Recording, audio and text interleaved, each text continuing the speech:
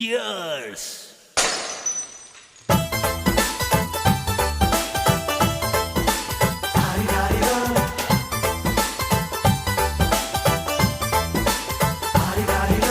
ಮಸ್ತ್ ಮಸ್ತ್ ಹುಡುಗಿ ಬಂದ್ಲು, ನಾನು ನಿನ್ನ ದೋಸ್ತು ಅಂದ್ಲು, ಎಲ್ಲದಕ್ಕೂ ಅಸ್ತು ಅಂದ್ಲು, ಸುಸ್ತು ಆಗಿ ಕುಸ್ತು ಬಿದ್ದೆ.